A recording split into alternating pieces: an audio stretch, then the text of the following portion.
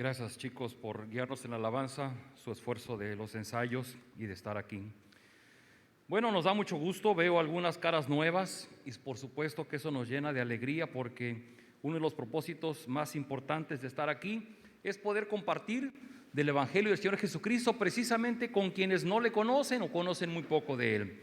Y bueno, le voy a pedir a mis hermanos, no habían llegado las hojitas de la prédica. Ahora sí, si por favor quieren repartirlas, levante su mano quien esté necesitando una para que le sea alcanzada.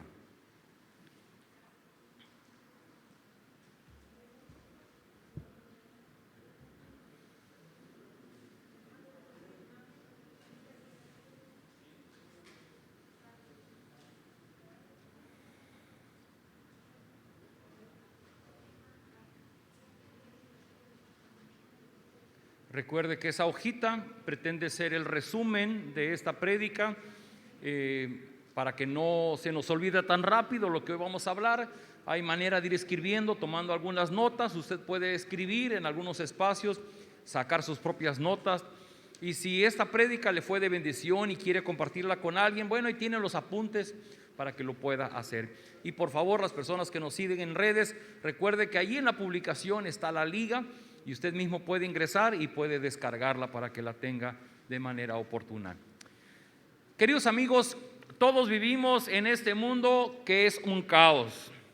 Todos los días nos levantamos muy temprano, trabajamos largas horas y casi siempre vamos a la cama muy tarde. Acabamos cansados porque corremos todo el día queriendo lograr hacer tantas cosas, algunas urgentes y las menos a veces importantes. Y la vida nos obliga a estar ocupados, a trabajar, a estudiar. Queremos lograr sueños, tenemos anhelos, tenemos metas. Y de acuerdo con lo que hoy vamos a estudiar en algún pasaje, dice que en los tiempos de Noé también la gente bebía, comía y se divertía. Y en los tiempos de Sodoma y de Lot dice que sembraban y cosechaban sus campos y construían sus casas, muy similar a como lo hacemos hoy día. Pero ahí viene la gran noticia para nosotros, porque cuando el Señor Jesucristo inició su ministerio, Él empezó con un texto que vamos a leer enseguida, pero que forzosamente nos obliga a nosotros a preguntarnos en este tiempo: si el Señor Jesús viniera y se apareciera delante de nosotros y Él dijera: el reino de Dios se ha acercado, el reino de Dios está aquí, ¿cómo afectaría esa noticia a mi vida? ¿Cómo impactaría mi vida? ¿Cómo cambiaría mi forma de administrar mis tiempos y mis recursos? ¿Cómo cambiaría mis planes, mis sueños, mis anhelos? ¿Y aumentaría mi estrés o me ayudaría a vivir en mayor quietud, paz y armonía?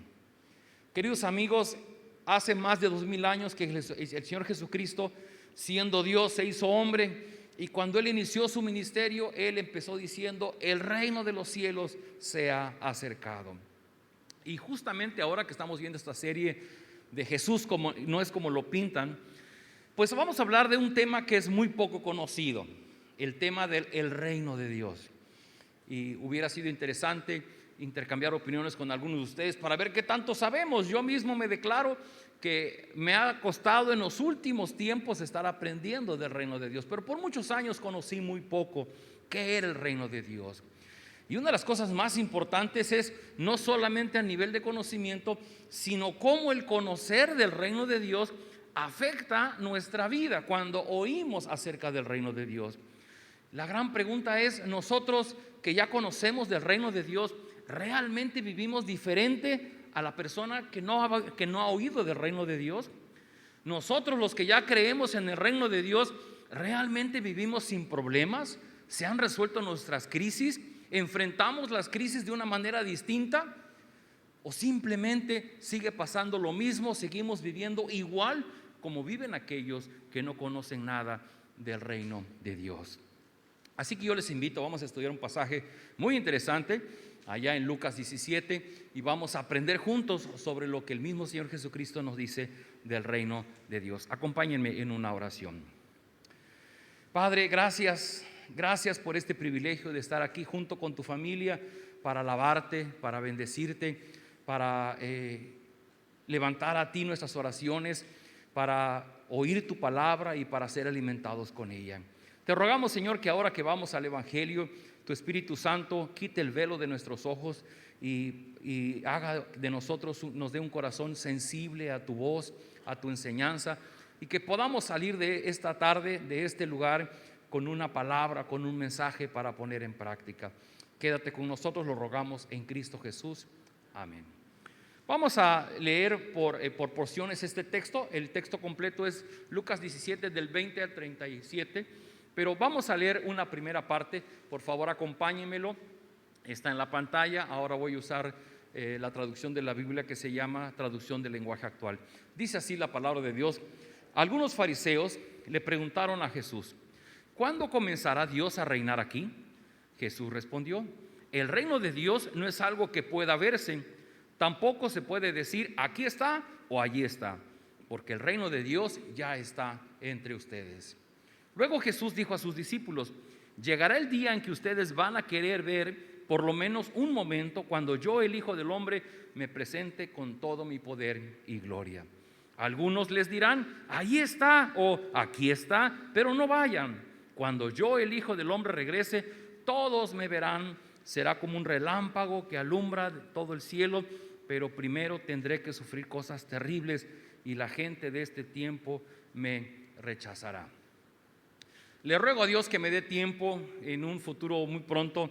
Espero hacer una serie de predicaciones sobre el reino de Dios, porque lo que hoy vamos a hacer, no sé cuándo fue la última vez que usted fue a un centro comercial y siempre hay una persona con unas muestras de alimentos, ¿no? Y te regala un vasito, un platito, una cucharita para que lo pruebes, ¿no? Y tú lo pruebas, está muy bueno, y compras el producto. Bueno, lo que hoy yo tengo que hacer es darles una pequeñísima muestra de lo que es el tema del reino de Dios. Créanme que cuando uno puede estudiar este tema, la Biblia tiene otro sentido para nosotros. El reino de Dios es el tema que está de pasta a pasta en la Biblia. Desde el Génesis hasta el Apocalipsis, el tema central es el reino de Dios en la persona del Señor Jesucristo. Así es que este pasaje empieza diciendo que cuando Jesús andaba predicando, se acercaron unos fariseos y le dijeron, no creían en él, pero bueno, yo creo que tentándolo nuevamente como siempre lo hacían, le dijeron: ¿y cuándo vas a comenzar a reinar aquí? ¿Cuándo Dios va a empezar a reinar entre nosotros? Y Jesús le respondió: el reino de Dios no es algo que pueda verse, porque el reino de Dios ya está entre ustedes. ¿Qué es esto del reino de Dios? Y hace rato mencioné, hay un pasaje, ese es el primer punto, el origen del reino de Dios. Hay un pasaje en Marcos 1:14, dice así, que después de que Juan fue encarcelado, Jesús fue a Galilea para proclamar el evangelio del reino de Dios, y él decía: el tiempo se ha cumplido, el reino de Dios se ha acercado, arrepiéntanse y crean en el evangelio. Marcos registra en el capítulo número 1 que cuando el Señor Jesucristo inicia su ministerio, este es lo primero que él dice. Y él dice: el tiempo se ha acercado, el tiempo se ha cumplido y el reino de Dios se ha acercado. La gran pregunta es: ¿por qué el Señor Jesucristo estaba diciendo esto? ¿A qué se estaba refiriendo? Y sin duda alguna que el Señor Jesucristo es el personaje en la Biblia que más habla acerca del reino de Dios. Así que vamos a aprovechar lo que él está diciendo aquí para enterarnos bien del tema. Y como llega a suceder, para poder entender lo que está en el evangelio, tenemos que ir muchas páginas atrás hasta la primera página de la Biblia, allá en el libro de Génesis. Siempre que queremos comprender el texto bíblico, tenemos que ir a toda la Biblia para poder comprenderla. Y para poder entender qué es el reino de Dios, vamos a tener que ir a Génesis capítulo 1. Y ahí vamos a darnos cuenta de lo que finalmente el Señor Jesús se estaba refiriendo. Fíjense que ustedes saben muy bien, ahí en Génesis capítulo 1 y 2 dice que Dios creó todo lo que existe, y todo lo que existe Dios lo hizo y lo hizo bueno. Dice la Biblia que todo funcionaba a la perfección. Pero también dice, y dice en el capítulo 2 versículo 8, que Dios no solamente creó el mundo, sino que hizo un jardín, y ese jardín le puso el jardín del Edén, y ahí puso al hombre. Esto es algo que poco llegamos a observar con cuidado, porque Dios creó el mundo y todo el mundo era bueno, todo el mundo estaba hecho por su mano. Pero dentro de ese mundo creado, Dios pone un pequeño lugar, un jardín en el que pone al hombre. Y uno se preguntaría, ¿y por qué Dios hizo eso? Pues si el mundo era nuevo y pudo haber vivido donde hubiera querido, ¿por qué Dios se ocupó de poner un espacio especial para poner ahí el hombre? Y la única respuesta que podemos encontrar es cuando lo vemos desde la perspectiva bíblica, en donde Dios creó al hombre, pero lo creó como la corona de la creación. El hombre es el Señor de la creación. Una vez que Dios hubo terminado la creación, la entregó a Adán y le dijo: Adán, pues ahora enseñoréate de la creación y tú aprovéchala, trabájala, multiplícala, vive de ella. Y el Señor quería, sí amaba toda su creación, pero había algo particular en el hombre, en las personas de Adán y Eva. Y Dios quería manifestarse de manera personal a Adán y a Eva.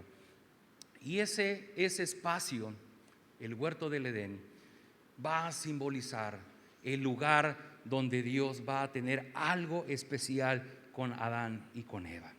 Y es en ese espacio donde Adán y Eva tenían que vivir obedeciendo a Dios.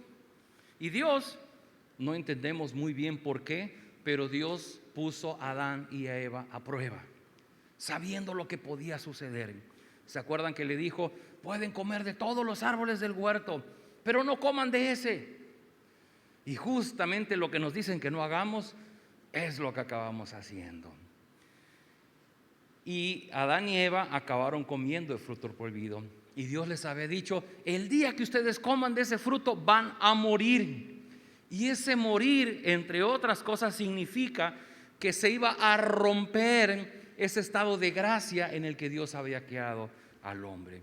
Y entonces lo que sucede es que cuando Adán y Eva desobedecen, dice en Génesis 3, 23 y 24, dice: por eso Dios los expulsó del jardín del Edén y puso al hombre a cultivar la tierra de donde había sido formado. Después de expulsar al hombre y a la mujer, Dios puso unos querubines al este del Edén y también puso una espada encendida que giraba todo hacia todos lados para impedir que alguien se acercara al árbol de la vida. Veamos con detenimiento esto. Dios hace un mundo perfecto. Dentro de ese mundo nuevo y perfecto, Dios pone un Edén, un salón VIP, un lugar especial para Adán y con Eva, porque quería estar en una relación estrecha con ellos. Y uno de los requisitos que había era la obediencia del hombre. Y Dios prueba la obediencia del hombre. Y el hombre desobedece, el hombre quebranta el mandato de Dios. Y acto seguido, lo que hace Dios es que los expulsa del Edén. Y no solamente los expulsa, sino dice que le puso dos guaruras. No dice guaruras, dice querubines, para que el hombre fuera impedido de volver a entrar. Porque dentro del jardín del Edén estaba el árbol de la vida. Y el árbol de la vida le daba la posibilidad a Adán y Eva de vivir eternamente. Y les quita la posibilidad de vivir eternamente. Queridos amigos, quisiera ir dibujando esta película, pero cuando nosotros hablamos del reino de Dios, la primera escena donde podemos comprender un poco mejor lo que significa el reino de Dios es ahí, justamente, el espacio del Edén, donde Dios pone a Adán y Eva rodeado de mucha bendición, el alimento, la comodidad, la seguridad, tenían todo a la mano. Y era un espacio donde Dios se hacía presente, y todo lo que sucedía en ese espacio era precisamente lo que Dios había determinado. Bastaba una desobediencia del hombre para que ese reino se resquebrajara y Adán y Eva fueran expulsados del Edén. Así que aquí encontramos la primera definición de lo que significa el reino de Dios. Está en sus hojitas. La tomé de un libro que se llama Gran Panorama Divino, de un autor, un teólogo que se llama Bugaf Roberts, y dice: el reino de Dios es el pueblo de Dios. Si gustan anotar en su hojita, el reino de Dios es el pueblo de Dios en el lugar de Dios y bajo el gobierno y la bendición de Dios. Repito, el reino de Dios es el pueblo de Dios en el lugar de Dios y bajo el gobierno y la bendición de Dios. Voy a compartir con ustedes este cuadrito que es de este autor, pero resume muy bien lo que les estamos diciendo. Dice en la columna de la derecha: el reino de Dios es el pueblo de Dios, el lugar de Dios y el gobierno y la bendición de Dios sobre su pueblo. En el modelo original, el pueblo de Dios era Adán y Eva. El lugar de Dios era el jardín del Edén y el gobierno de Dios era su palabra. Lo que Dios había dicho, eso era el gobierno de Dios. Y la bendición de Dios, pues era que Adán y Eva estaban en un mundo que era un mundo perfecto, que todo funcionaba de maravilla.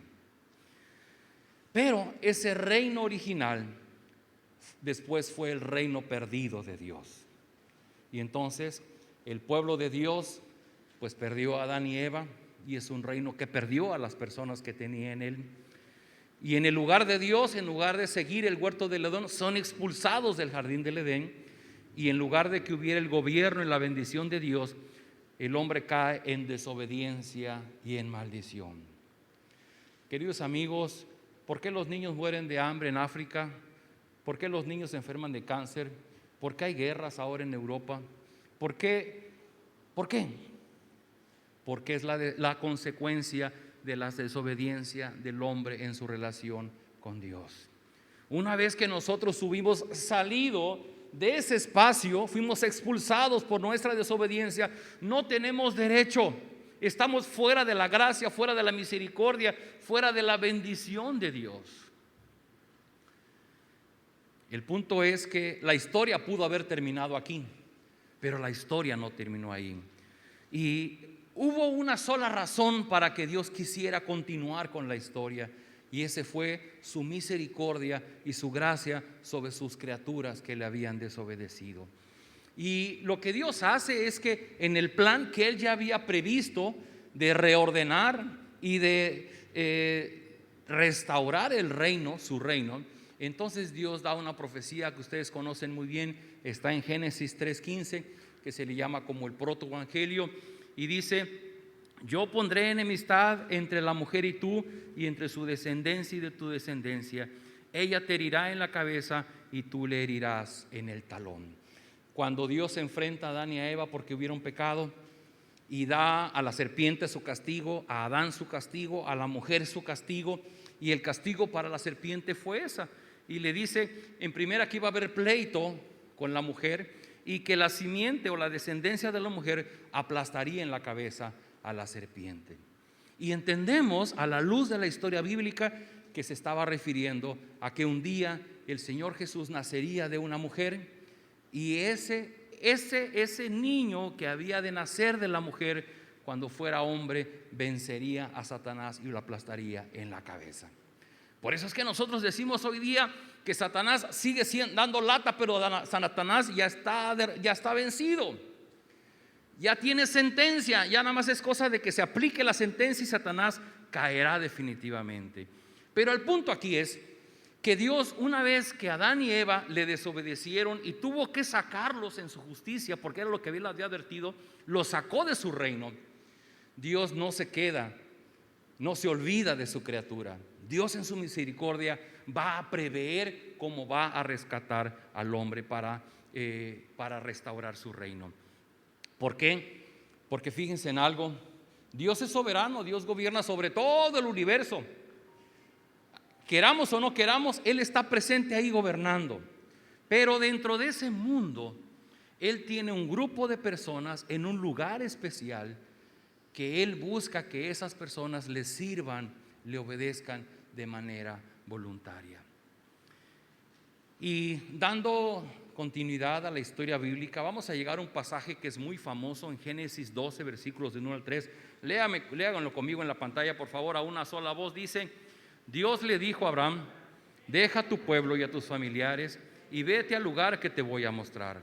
Con tus descendientes formaré una gran nación, voy a bendecirte y hacerte famoso, y serás bendición para otros.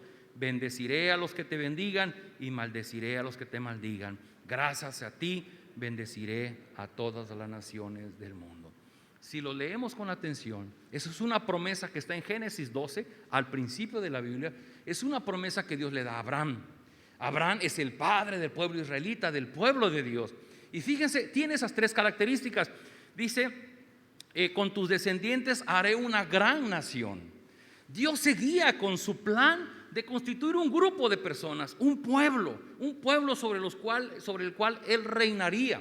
Él gobierna en todo el mundo, en todo el orbe, ante los desobedientes y los rebeldes, pero particularmente Él valora, Él aprecia aquellas personas que de manera voluntaria buscan supeditarse, someterse a su autoridad para vivir bajo su gobierno.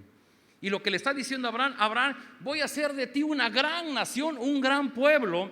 Y dice, les promete un lugar, porque le dice es el pasaje donde dice que les va a dar un lugar donde ellos van a vivir. Ven y te voy a mostrar un lugar donde quiero llevarte. Y era la famosa tierra prometida. Y la tierra prometida es la figura que se maneja en la historia bíblica para hablar de ese lugar al que Dios quería llevar a su pueblo. Y primero fue un lugar físico, la tierra de Canaán. Y hoy día se habla de la ciudad de Jerusalén, la nueva ciudad celestial, el mundo que será restituido, un nuevo mundo, cielos nuevos y tierra nueva. Y hay un espacio en el que Dios quiere reunir a su pueblo para permanecer en comunión con ellos. Y la última es que dice: bendeciré a los que te bendijeren, maldeciré a los que te maldigan. Gracias a ti bendeciré a todas las naciones del mundo. Y Dios sigue hablando de un pueblo, de un lugar y de una bendición. Queridos amigos, ¿qué es lo importante de esto? Que podamos darnos cuenta que aunque Dios es el soberano de todo el mundo y Dios puede tener misericordia con pueblos enteros, en realidad Dios está buscando a un grupo de personas que son las que aceptan vivir bajo su gobierno. Ahí inicia el pueblo, el reino de Dios inicia en las personas que de manera voluntaria se someten a su autoridad. Número 2, Jesucristo es el reino de los cielos. Y aquí hay algo interesante.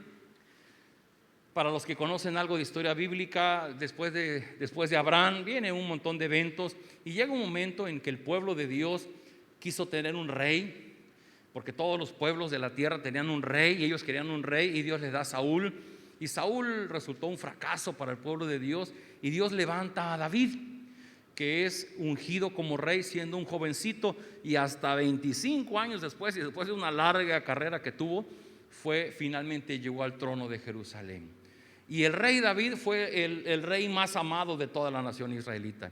Y precisamente a David Dios le dice esto: cuando te llegue el momento de ir a descansar con tus padres, yo elegiré a uno de tus propios hijos y afirmaré mi reinado. Será quien me edifique un templo y afirmaré su trono para siempre.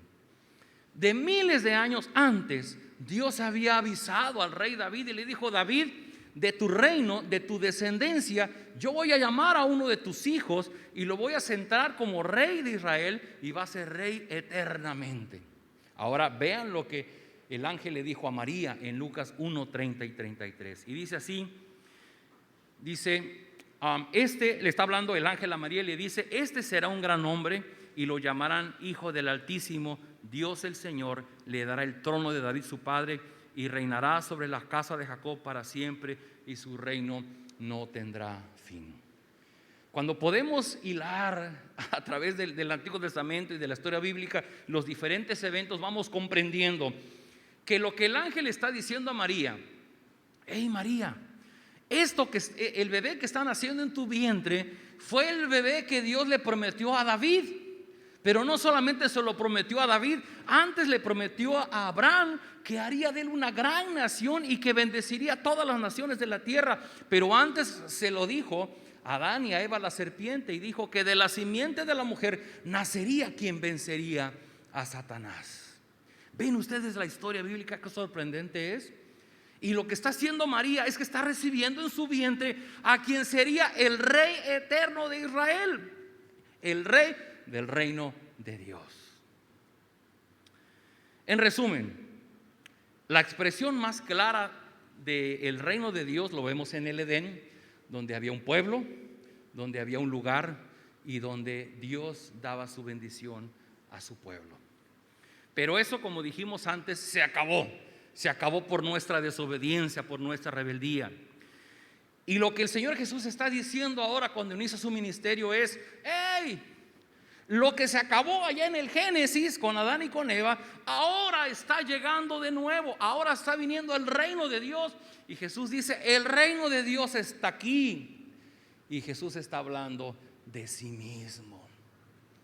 Por eso es tan importante comprender que Jesús no fue solamente un hombre como algunas doctrinas lo enseñan.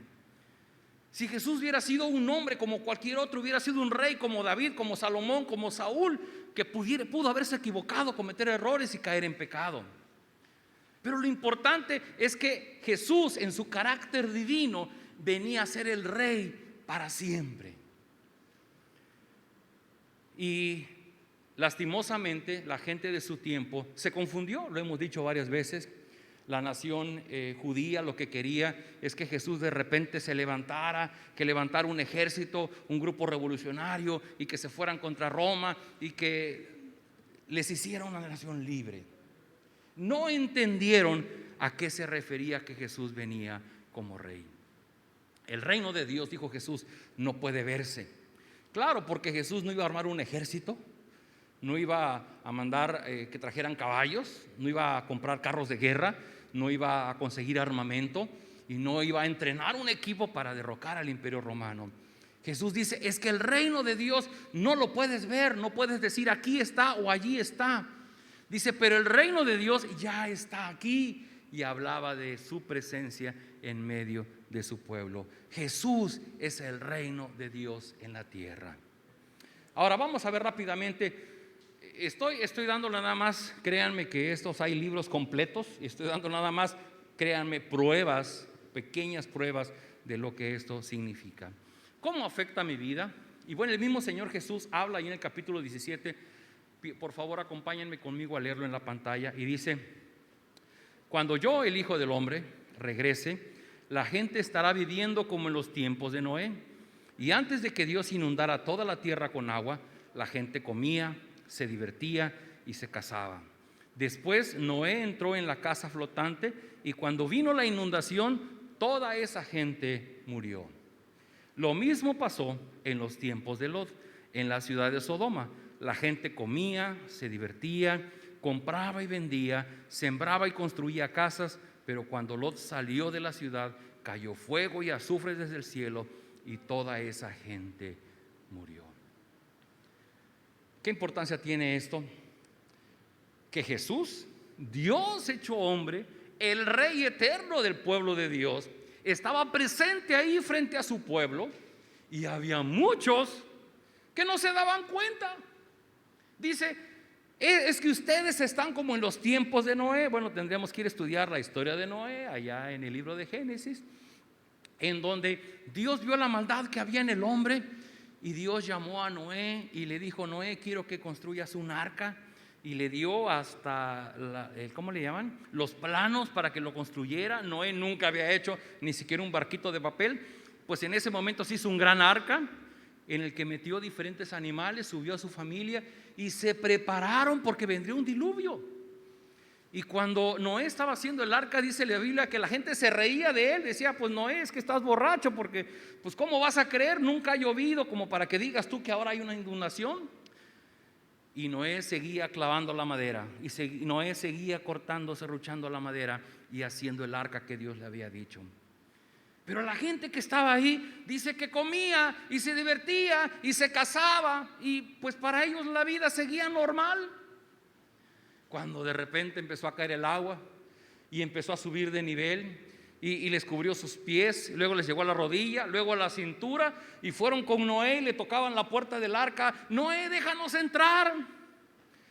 Pero Dios ya había cerrado la puerta del arca y fue imposible entrar. Y Jesús dice: es que el reino de los cielos está siendo así. La gente come, la gente vive, la gente se divierte y no cree en que el reino de los cielos está viniendo.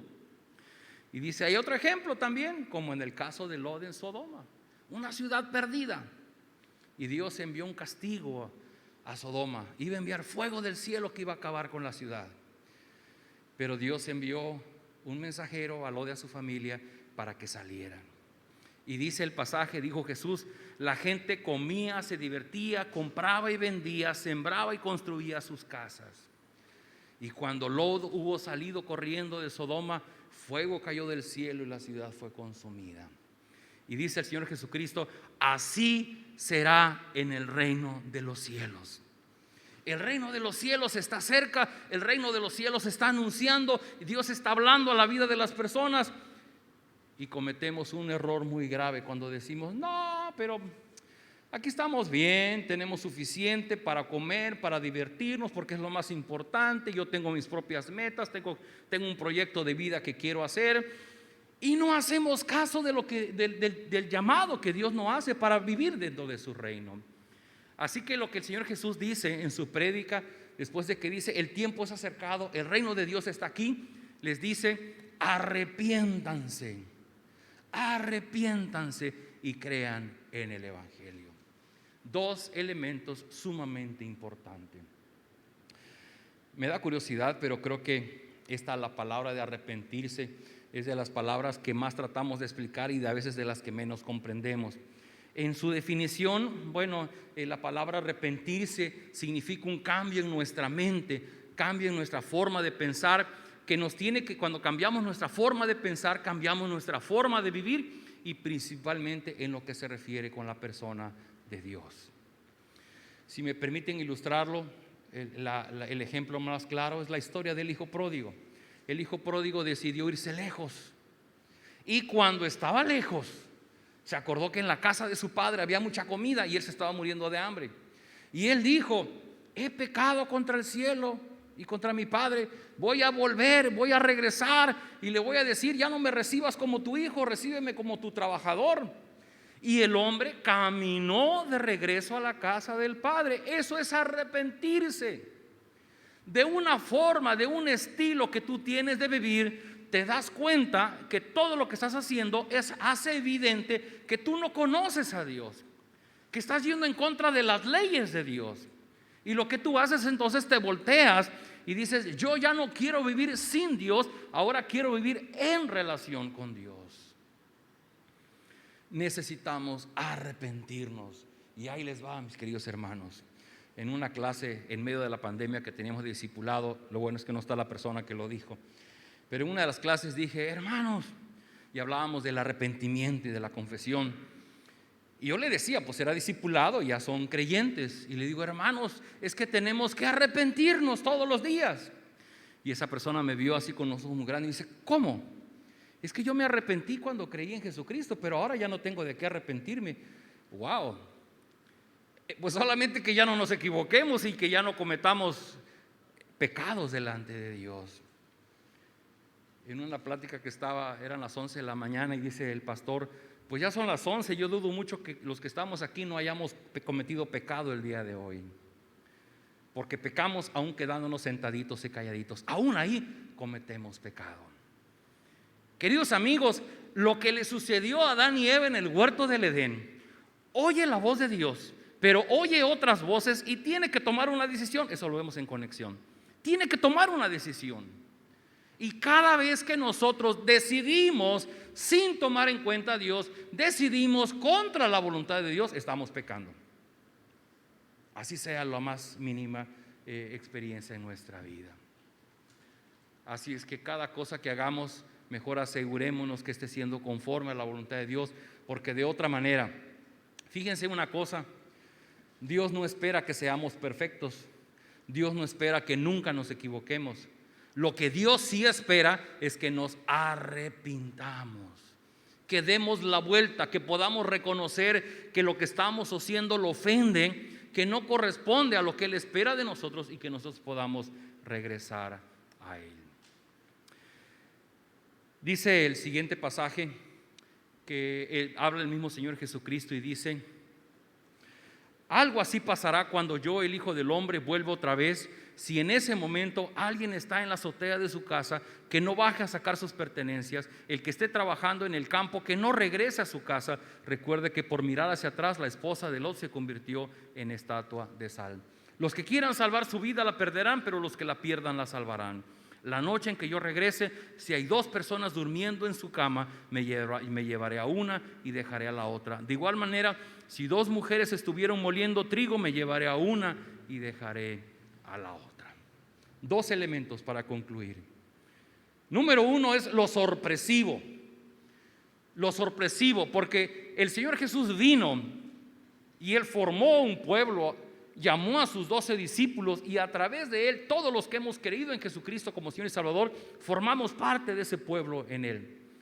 Y ellos se quedaron trabajando al grado que ahora de lo que predicaron los apóstoles nos llegó a nosotros. Pero Él ha prometido que va a regresar, y cuando Él venga por segunda vez, su reino se va a consumar. Y entonces su reino será absoluto, no solamente sobre su pueblo, sino también sobre todo el mundo creado. Pero dice el Señor Jesucristo: así pasará cuando yo venga.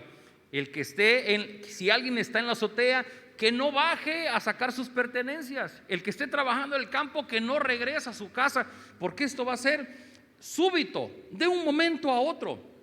Y la otra que me llama la atención es que dice, pues que 2 personas estarán durmiendo en una cama. Pues 2 personas en una cama, pues son marido y mujer, o la mamá y el hijo, o el padre y el hijo, ¿no? Y dice: y me llevaré a uno, y el otro. Y esto solamente habla de algo: el llamado y el arrepentimiento es una cuestión personal. El que nosotros podamos arrepentirnos es una situación personal. Yo sé que la mujer que ama a su esposo y su esposo no es creyente, pues le duele en su corazón y llora porque el hombre no alcanza a creer y a arrepentirse. Igual el hombre que su esposa pudiera ser que no es creyente, pues debe llorar por su esposa. Peor los papás, y que aquí vemos varios así, que lloramos por nuestros hijos porque nuestros hijos no quieren creer en el evangelio, no se quieren arrepentir. Y les podemos decir: mira, hijo, el reino de Dios ya está aquí.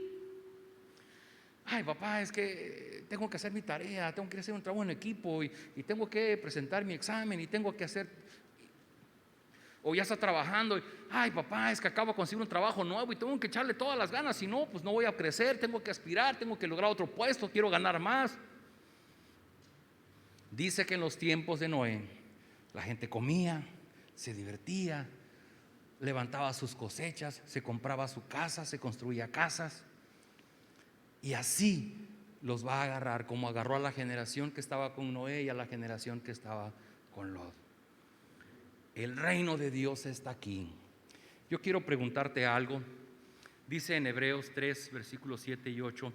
Dice: por eso hay que hacer lo que el Espíritu Santo dice. Si escuchan hoy la voz de Dios, no sean tercos como aquellos israelitas que no quisieron obedecerlo. Ellos quisieron ver hasta dónde soportaría a Dios su desobediencia. Queridos amigos, me alegro de las personas que están de visita con nosotros. Espero que esto que están oyendo no les espante, pero yo sí creo en la voz de Dios, y yo sí creo que Dios les trajo este día. Yo en la mañana, los domingos, siempre estoy orando y digo: Señor, hoy trae a tu iglesia aquellas personas que tú quieres que escuchen esta palabra. Toca sus corazones. Así que no tengo ninguna duda que si hoy finalmente pudiste venir, Dios está diciendo: hey, el reino de Dios ya está aquí. Empezó hace 2000 años con la venida del Señor Jesucristo. Y Él vino, vivió como hombre, sufrió, murió en una cruz sin tener culpa para hacerlo, y resucitó y subió al cielo y está sentado a la diestra de Dios Padre. Y Él vendrá al final del mundo para completar su reino sobre la faz de la tierra. Pero de la misma manera que lo hizo en el Edén, que era un grupo de personas en un lugar especial donde Él reinaba y en donde daba su bendición, igual será en el reino de Dios, en el presente y en el futuro. Por eso, queridos hermanos, servidores, si ustedes pertenecen a la iglesia, por eso es tan importante que no se desbalaguen, que no falten, que no se pierdan la oportunidad Porque iglesia significa los llamados, los convocados. Y yo los domingos en la mañana oro y digo: Señor, que tu Espíritu Santo les llame, les convoque, que vengan, porque tu Espíritu está hablando en sus corazones. Dios llama a las personas a formar parte de su pueblo. Pero imagínate que tú en tu cama dices: pues hoy no, hoy yo creo que mejor me quedo a ver la tele. No, mejor me voy de compras al súper. Mejor me voy a poner me voy a poner a lavar la ropa de la semana. Mejor me voy a desayunar con mis amigos. Recuerda, en los tiempos de Noé la gente comía y se divertía. Y Noé con su martillito y su serrucho clavando el arca, porque un día iba a venir el diluvio. Y el diluvio vino y se llevó a toda una generación. Querido amigo, el reino de Dios está aquí. Nosotros ya no necesitamos hacer nada, porque todo lo hizo el Señor Jesucristo. Él renunció a sus derechos en el cielo. Él se hizo hombre. Él sufrió por nosotros. Él fue a la cruz del Calvario para que hoy día Él sea nuestro Señor y nuestro Salvador. ¿Qué es lo único que Dios espera de nosotros? Arrepentimiento. Volvernos a Él, disponernos a buscar su rostro, disponernos a obedecerlo. Con toda la intención pusimos este canto que está antes del sermón y que lo vamos a volver a cantar ahorita, que dice: yo quiero más de ti. Dice: quebranta mi corazón, quebranta mi vida, porque yo quiero menguar para que tu voluntad se haga en mí. Y esa es la historia de cada hijo de Dios que forma parte de su pueblo. Es el reino de Dios haciéndose en nuestro corazón, en nuestra mente, en nuestra forma de vivir. Y es un proceso que lleva tiempo. Por eso es muy difícil que una persona que llega al evangelio en 3 semanas ya sea el cristiano que se esperaría. No, en su caso Dios conmigo tuvo que trabajarle como 35 años para que yo más o menos le entendiera cómo era este asunto. Espero que con ustedes no tarde tanto. Pero estamos en el proceso de que el reino de Dios se haga evidente en nosotros, porque el reino de Dios es la persona del Señor Jesucristo siendo nuestro Señor y nuestro Salvador. Por eso lo alabamos. Dice el primer canto: sentado en su trono, y alabamos al Rey, porque Él es nuestro Redentor. Él es el que nos salva, Él es el que nos rescata, Él es el que pagó el precio para que nosotros seamos parte del reino de los cielos. La pregunta es: ¿y tú ya eres parte del pueblo de Dios? Y si no, me gustaría invitarte a que oraras con todo tu corazón y tú dijeras: Señor, pues no lo había entendido, yo no lo sabía, pero hoy que lo sé, quiero decirte: me arrepiento de vivir lejos de ti. A partir de ahora, ayúdame, doblega mi voluntad, quebranta mi orgullo, para que yo te busque, no solamente los domingos en la reunión dominical, sino todos los días. Busque la manera de conectarme para estar aprendiendo de tu palabra, que mi fe sea fortalecida. Miren, todos batallamos con un orgullo. Desobedecemos a Dios nada más por un detalle, porque somos muy soberbios. Porque cuando Dios manda una cosa, nosotros queremos hacer otra. Y todos los días tenemos que arrepentirnos. Rápidamente, ayer fue una reunión con unos pastores y había muchos pastores ahí y se tardan discutiendo sus asuntos. Yo estaba ya molesto y tenía cosas que hacer preparando para hoy.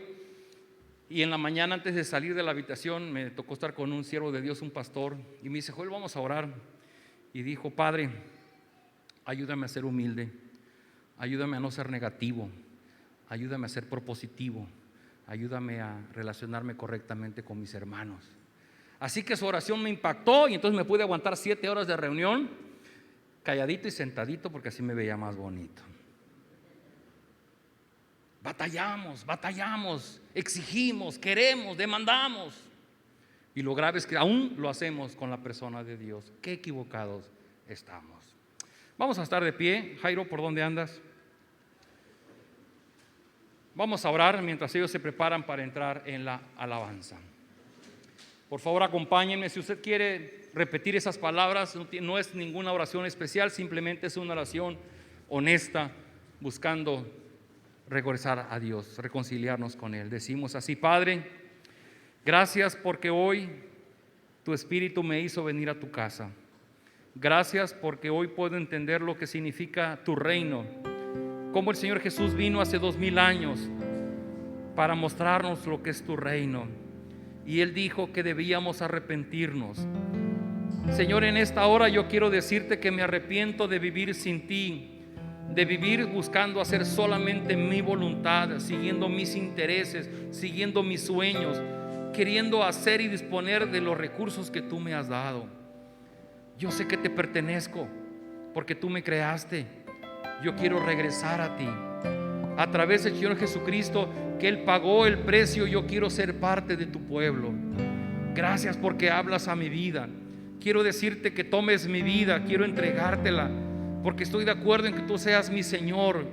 Quiero conocer tus mandamientos para obedecerlos, pero obedecerlos por tu gran amor que has derramado en mi vida. Obedecerte porque comprendo cuánto me amas. Es tu amor, es tu gracia derramada en mi vida que me hace ahora buscarte. Señor, yo quiero orar por las personas que están hoy aquí, que tal vez no habían escuchado esta palabra. Yo ruego que tu Espíritu Santo quite el velo de sus ojos y que puedan comprender lo que significa vivir bajo tu reino, ser parte de tu pueblo. Conquista sus corazones para ti, y toda la gloria y toda la honra sean únicamente para ti. En el nombre de Jesús. Amén.